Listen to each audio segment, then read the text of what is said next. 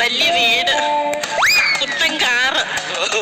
എന്റെ മോന്റെ കല്യാണമാണ് ഒരാഴ്ച കഴിഞ്ഞിട്ട്. അപ്പൊ പെണ്ണിന്റെ വീട്ടുകാർക്ക് ഒരേ നിർബന്ധം, പുതിയ കാറും പുതിയ വീടും ഒക്കെ വേണമെന്ന്. ഒന്നും നോക്കില്ല, അവരുടെ തന്നെ പൈസ മേടിച്ച് എല്ലാം അങ്ങ് സെറ്റപ്പ് ചെയ്തു. പറഞ്ഞിട്ട് കാര്യമില്ല, പെണ്ണങ്ങ് കൊമ്പത്തെ വീട്ടിലെ. സത്യം പറഞ്ഞ അമ്പിളിയമ്മാവും പോലും ഒരു പടി താഴെ നിൽക്കൂ. എന്നുവെച്ചാൽ ഭൂമിയിലോട്ട് കാല് തൊടാത്ത പെണ്ണ്. ആ പെണ്ണിന് കാറ് തന്നെ വേണം. ഞാൻ വിചാരിച്ചു ആയിക്കോട്ടെ എന്ന്. 2-3 ആൾക്കാരും കൂടെ പുതിയ കാറ് മേടിച്ച് അറിയാനുണ്ട്. പ്ലീസ്. ഹലോ ജലജാമണി, എന്തെടുക്കുവാടി? മോന്റെ കല്യാണമൊക്കെ അറിഞ്ഞല്ലേ അല്ലയോ? എടി ഞങ്ങള് പുതിയൊരു കാറ് മേടിച്ച് കേട്ടോ. എന്താ എത്ര നീട്ടോന്നോ? ഇച്ചിരി വലിയ കാർ, അതുകൊണ്ടാ. അയ്യോ ഞാൻ പൊങ്ങച്ചൻ പറയാൻ, നിനക്കറിയാലോ എന്റെ സ്വഭാവം, ഞാൻ പൊങ്ങച്ചൻ പറയത്തേ ഇല്ല. ഈ നാട്ടിൽ ഇതുപോലൊരു കാറില്ലടി. അയ്യോ ഇതിനകത്തോട്ട് കയറി ഇരുന്നിട്ട് അതിനകത്തൊരു ബട്ടൺ ഞെക്കും മോനെ. അന്നേരം എന്തോ തണുപ്പാന്നറിയോ? AC എന്നാ അതിന്റെ പേര്.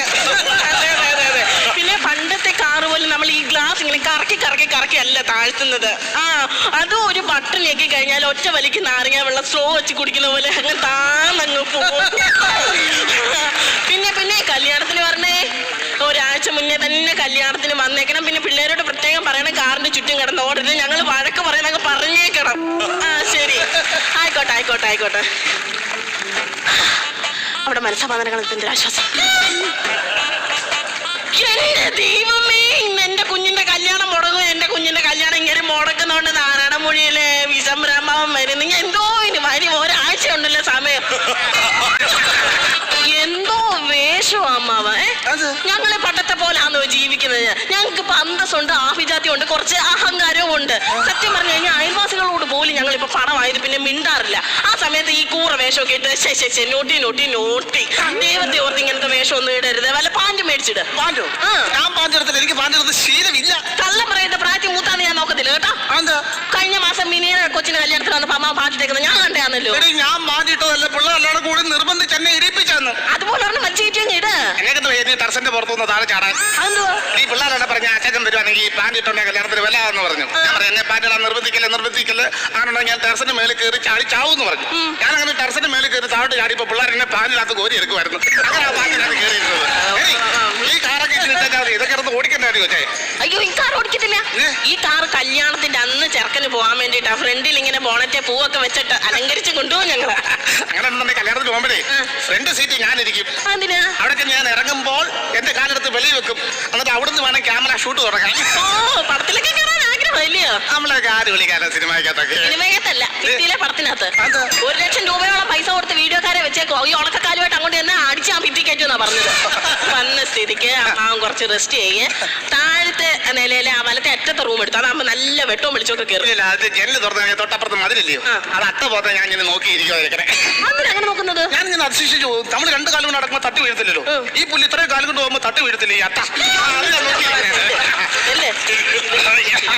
വീടൊക്കെ ഒന്ന് വൃത്തിയാക്കാൻ ഈ ചെറുക്കനാ. വന്നാട്ടെ, നിന്റെ കുറവ് കൂടെ ഇവിടെ ഉണ്ടാക്കുന്നത്. വന്നാട്ടെ. എടാ എത്ര ദിവസം കൊണ്ട് ഞാൻ നിന്നെ വിളിക്കും. ഈ മിറ്റമൊക്കെ കിടക്കുന്ന കണ്ടോ? ഒന്ന് കണ്ടറിഞ്ഞ് ചെയ്യണ്ടായോടാ ഇതൊക്കെ. ഞാനിങ്ങ് വന്നില്ല. ഇങ്ങോട്ടാ പറഞ്ഞേ. നീ എന്നെ പറയാതെ ഈ മിറ്റം കിടക്കുന്ന കണ്ടോ? കല്യാണത്തിന് തികച്ചിനി ഒരാഴ്ചയേ ഉള്ളൂ. ഇതൊക്കെ ഒന്ന് വൃത്തിയാക്കാം. മിറ്റത്തോട്ട് ഇറങ്ങാൻ വയ്യ. വൃത്തികേട് കമ്മ്യൂണിസ്റ്റ് പച്ച വരച്ച് തോരം വെച്ച് തിന്നോണ്ടിരുന്നാളാ. എന്തുവാ?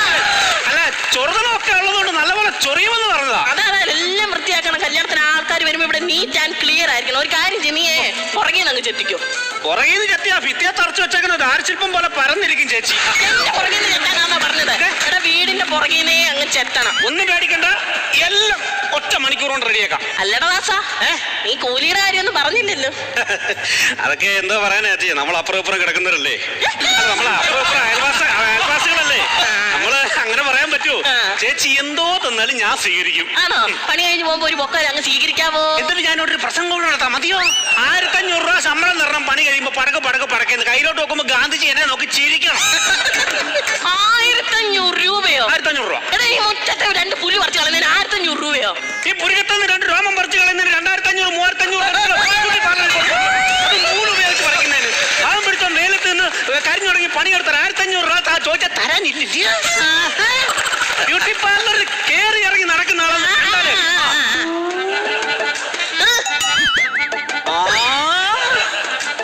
എന്തായി കിടക്കുന്നേ? കാറ്. ഓ, കാശുള്ളവരുടെ മുറ്റത്ത് അങ്ങനെ വലതും കിടക്കും.